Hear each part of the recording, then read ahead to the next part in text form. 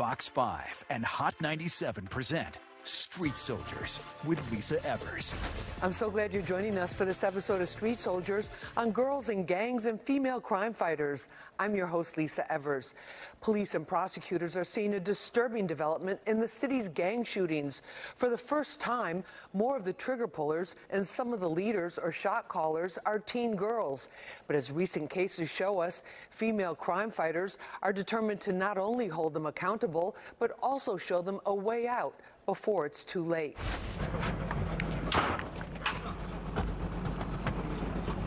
19-year-old Brianna Portalatin, 8 months pregnant, was among other suspects brought out from a sort of criminal commune in a Bronx apartment. She was in handcuffs again. Police say it's her third gun arrest. What's going on here?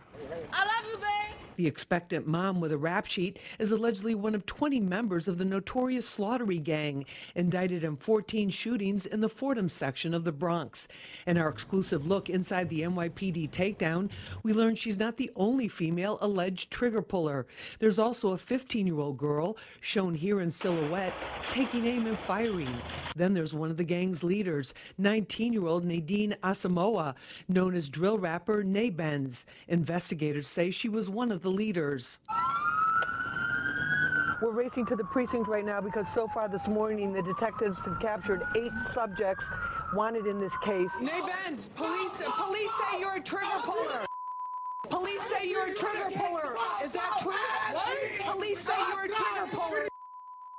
We saw three case members, which we've never had before, arrested. When you look at those 3 case members, total 5 trigger pulling incidents and 6 gun arrests amongst those 3 females. So we're seeing the violence, it's increasing, and it's concerning. Female detectives are playing more prominent roles in the Gun Violence Suppression Division cases. Detective Lena Alexander and Detective Aaron Curry made history in May as the first female team to lead a gang takedown. For them, it's about having an impact on those they arrest and restoring safety to the community. I was born and raised in East New York, Brooklyn, and it's very near and dear to my heart, and I just wanted to make a difference and making the streets hopefully a little bit safer. Trailblazing Bronx DA Darcel Clark says there are many reasons why they're seeing girls get seduced by the gang lifestyle.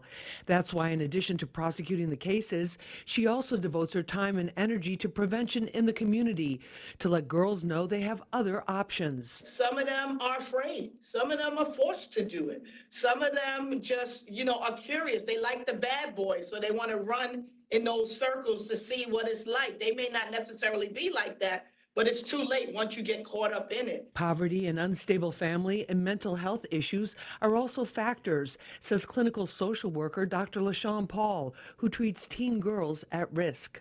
I personally don't believe that there's any specific diagnosis or things that you can look for, right? I think that the sooner that we get intervention for these girls, the better, before they become the lead, before they become the shooter. Let's take this to our panel and find out what they have to say.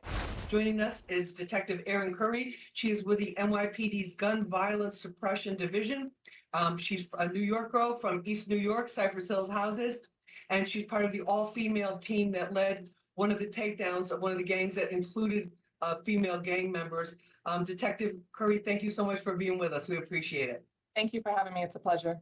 Thank you. Also with us is NYPD Assistant Chief of Detectives Jason Savino. He started the Gun Violence Suppression Division, has been responsible for taking down many of the most violent gangs in the city. And Chief Savino, great to have you back with us. No, it's an absolute pleasure. Looking forward to our dialogue. Thank you so much. Also with us is Darcel Clark. Yes, that Darcel Clark, the Bronx District Attorney. She's been a trailblazer for women in law enforcement, a role model for many, very active in the community throughout her entire career. And but don't be fooled by the smile, because she's very tough on crime and putting the people responsible for causing terror and trauma in our communities behind bars and getting the right ones there. DA Clark, thank you so much for being with us. We appreciate it. Thank you, Lisa, for having me. I appreciate it. I want to start with you, DA Clark, because you've been seeing this, and the Bronx has been an area where there's been a tremendous amount of activity with different forms of gangs. What do you see happening with girls? It's unfortunate that we see so much violence happening in our community, and for it to now be seen as a problem with our young women is even a bigger problem for me, especially for me coming from the Bronx my whole life, growing up in New York City public housing. I'm from Soundview houses, so I know what it's like to grow up as a young Black woman in the Bronx. And it's unfortunate that I'm seeing so many young girls thinking that their only option is to turn to violence. There's so much hopelessness, and we need to turn that around. And as district attorney, every day I want to do all I can to help these young women, to let them know that look at me as an example and so many others in our community that can be an example to them, to let them know that they don't have to be trigger pullers, they don't have to hold a gun for guys, that they can lead. And I want to help them lead. I will prosecute them if I have to, but that's not what I want to do. I want to save them, and I want to see them live. That's great. And Chief Savino, that you've led so many of these investigations, very complicated, long-term investigations into who are the active shooters or the trigger pullers, as you call them. Are there more trigger pullers who are girls or females? Yeah, we've seen an evolution, in our gangsters, particularly with females, where we first started our cases, we didn't have any female case subjects, and we've seen that evolution, with the female gangster per se. Whereas first, females were really exclusively holders. They were less likely to be approached by law enforcement.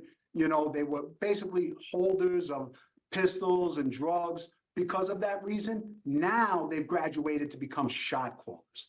And we've even seen, as recent as this year, what are they doing? They're actually shooters. And this is a phenomenon that we've really just seen this year, evident most really from our last case, that we did with the good Darcel Clark. We had three case subjects that were females. That's alarming. Detective Aaron Curry, you grew up in East New York. There's always been violence and gang violence in that community as well. What made you feel so committed to put your own life on the line to save other people as a member of the NYPD? Right. So growing up there, I just never felt safe, even going to and from school, I had to be really street smart at a very young age. And, when I got older, if there was something I could do to make the community safer, then I would do that. And that's been my goal ever since. You're part of the all-female team that is leading some of these major investigations. What are you seeing with the girls? Are there certain types of girls? Are there girls from certain backgrounds or family structures, or girls that kind of slip through the system? What are you seeing? So we are seeing very young females, as long with the guys, like we are seeing that age trend downward. So the same goes with the females. They're very young females. At that age, women are, naive. You're still figuring yourself out. And I think you're easily swayed. So maybe they may find a home, with the guys. And, females, I think they like sometimes the guy attention. Maybe they're getting that from the gang. And ultimately they're being used by the gang too, right? So a lot of times what I'm seeing from females is that, they'll be friendly with the gang and then also friendly with the ops, right? With the rivals. And they'll pretend to be interested in maybe a rival gang member and DM them, set up a date, time, location, and then give that valuable information now to their gang so they'll have the drop on where the rival's at. Don't go away. There's much more to come. Prevention is very important. I want to stop these girls from even thinking that they should be involved in the violence in the first place. DA Darcel Clark, why is that so important for you to really look at these girls that are in trouble and causing trouble from a holistic approach? Because I think it's so important that they have to know that there's people that care about them, that want to see them succeed, and that there's options outside of violence.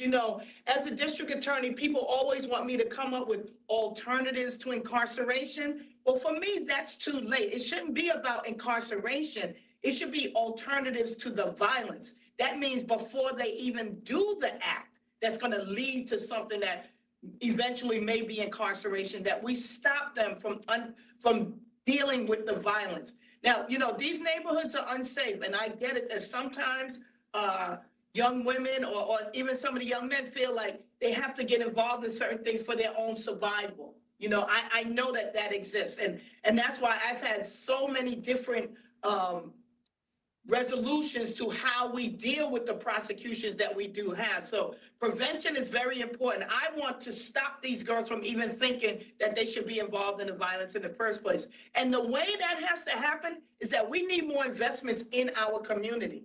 And thank God for NYPD and my partnership with them and Chief Savino and the detective here. The work that we do is invaluable in keeping things safe, but we can have safety and justice at the same time. So if we had prevention, if we had investment in our community so we could see these young girls where they are, meet them where they are, know that they don't have the resources, that the schools are not doing right by them, that some of them may need jobs. Some of them are young mothers. They're doing things to support their family. They have mental health issues, substance use disorder, they're addicted to drugs. All of those things may lead them into getting into this gang life, and then they can't get out. So I want to make sure that we invest in communities so that we can do more to make them not get here in the first place. And you're raising some interesting points, Detective Aaron Curry. Are the girls, like, do some girls get involved because they're afraid, or because maybe they're 14 and an older guy makes them feel protected, or buys them clothes, or takes them out to eat, or what kinds of things do you guys see in the course of your investigations? I think it's all of the above. I think they're looking for friends. I think they're, making the wrong friends. A lot of times, like, it's also community based, right? A lot of these gangs, these smaller crews are territory based. So it may be the kids that she's going to school with, and peer pressure is real. And she may be, like I said, young and naive and easily swayed. It may be, financially, maybe they're supporting her, helping her get clothes, and she thinks that they're looking out for her, and she's getting involved that way. It could be, it's a multitude of things, really. And then just to make them vulnerable. Chief Savino, when you see these girls, what do you think about them? Yeah, it's unfortunate. And for the most part, and we share the DA's sentiment, from an NYPD perspective, we want to prevent that as well. We have so many mechanisms in place to try to prevent it. We look at, our gangsters, right? And by the time they come into our cases, for the most part, it's too late. That they've already pulled the trigger numerous times, and that has to have consequence. But we look back, right? The number one reason, and this is from intel, this is from debriefing individuals, the number one reason that people join gangs is they lack that family structure. So how can we subsidize that? How can we help that individual? You talk about those 3 females, right? I'd like to go right to Nay Benz. Yes. Nay Benz was a trigger puller. Nay Benz had the world. Nay Benz was a drill rapper that had tens of thousands of followers, really had everything that people dream of. People looked up to Nay Benz, but Nay Benz got caught up in the gang life. And Nay Benz ultimately had to pay the consequence for that. To our young, aspiring drill rappers out there, especially females, don't become the next Nay Benz. One of the women that came out was very pregnant, she looked like she was about 8 months pregnant. And inside the house, according to what the detectives were telling us, it was almost like a criminal commune. They had guns placed the way people might place candles or air fresheners or something. Aaron, does that surprise you when you hear about that? It is very shocking, but unfortunately it doesn't surprise me, that I think it's, it happens by, the way they brought up, right? So them being there and being a product, unfortunately, of their environment. And what women need is, better mentors, people speaking life into them, and that early intervention, like DA Darcel Clark said, and people, we needed at like the junior high school level, because that's really where we're seeing the younger guys and girls getting involved in these gangs. That female that was 8 months pregnant plus, that was her 3rd gun arrest. So when you see things like that, right, the shock value, just tremendous. And that's someone that the neighborhood looked up to a certain extent. Why? They saw her in Nay Benz's drill raps and what have you. I think what's going to happen now is that we're going to use them as examples now. So for the girls that are looking at them, we're going to say to them, this is not who you want to be. Right. Because look at the consequences. Look at what they're facing now. That's not what you want. And we have to show them options, that there's a better way of life. I'm going to handle what I have to handle with those young women and those other crew members that got arrested. They're going to be held accountable, but accountability is going to look different for every single person. What we have to do is not only try to do the prevention, I'm doing intervention. Even those people, as horrible as some of the things that they did, I'm still going to look at them as individuals and see what can we do? What is justice going to look like in their individual case? And how does it impact the victims that they hurt? But most importantly, the community in which they live. I've gone out since those raids and those arrests.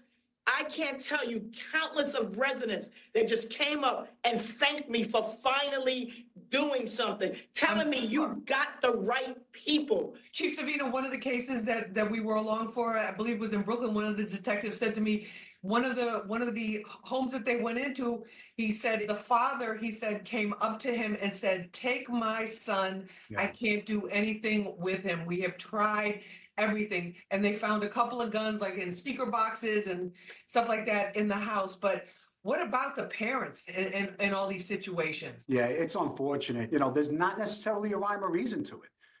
We have, unfortunate circumstances throughout, and every child, that ultimately is a victim of a shooting or is a shooter is a failure, right? On every end. Detective Aaron Curry, do you feel as a female, as a woman in this field, you're bringing different resources, like emotional resources, or? Oh, yeah, because I think we just, as women, we bring a different perspective, we bring a different side, we may handle a situation differently.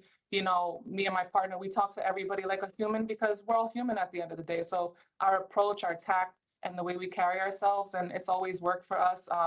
Anytime we talk to any of the gang members that were a part of our investigation, we talk to them, as a human, we try to get to know, like what happened, their upbringing, if they grew up with mom and dad, like maybe what led them down this road so we could really understand, why they chose this path. Yeah, I think that we really do have to bring more empathy back into this. These young kids are doing this and they have no regard for human life. They don't understand that, they shouldn't look forward to only living up to age 18 or 19. They go to so many funerals. You know how many funerals and wakes and candlelight vigils I go to because of this thing happening? We really have to do better. They have to appreciate that life is precious and that they should want to live. That's what I want to instill in them, not jail and prison, but I'm going to send you there. If you make these choices, that's where it's going to happen. I don't want to, but I will. Detective Aaron Curry, so in terms of these young people getting their hands on the guns, what have your investigations shown you? So going back to the age, so the older guys usually in the gang, they've already done their work, right? They don't want to do it anymore. They're going to be facing charges as an adult. And the younger guys want to prove themselves, right? So they're getting these guns from the older guys. The older guys are willingly giving it to these younger guys and telling them, if you want to be in this gang, you have to go spin opposition territory, spin rival gang territory, and shoot an op. So that's also, and if you're a female, you may be put in that same situation. That's their ticket into the gang is what I'm seeing. And women, you'll either have to do that or they may force them to sleep with multiple guys in the gang. And then for the girls, is there a certain pressure on them to prove like, I can be more violent than the guys, or I can be in some kind of perverse ranking system, D.A. Clark? Well, you probably have some of that, but Lisa, look, as a woman, we know we go through that already. Right? We go through that in legal circles. You're a woman, you got to show that you're 10 times better than men. And there's always that. So is some of that probably there? Yeah, maybe. But at the end of the day, it's the decision making that causes the problem. You need to know that you have choices. Like the chief said, choose better. Choose better. Use those powers for good. Like I have this pin on Black Women Lead. Like that's what I want the girls to be thinking about. Leading in a different way, not leading with violence, but leading with power. We need to empower them to let them know that they can be better than the men or anybody else if they set their minds to something that is positive. That there's opportunities that are out there. And Chief, I want to ask you, why was it important for you to champion an all-female team to lead these investigations? We see the extreme value in the female investigator. 1 out of every 4 of our members is a female. We're talking about the ultimate problem solvers, right? You know, we can take so many different approaches. We can take that motherly approach. We can take that friend, compassionate approach. And we can also get gangster, believe me, I know that, you know. And truth be told, it takes away from that machismo attitude that's really been prevalent and our bad guys have seen for so many years. So that versatility, especially when it comes to interrogations, you know, or sensitive cases, is just so paramount and so important. We see that, and it's worked investigation after investigation. Thanks for joining us for this episode of Street Soldiers on girls and gangs and female crime fighters. You can watch it again on our Fox 5 NY YouTube page and on the Fox Local app. Remember, use your mind is your best weapon. I'm Lisa Evers. Let's push for peace.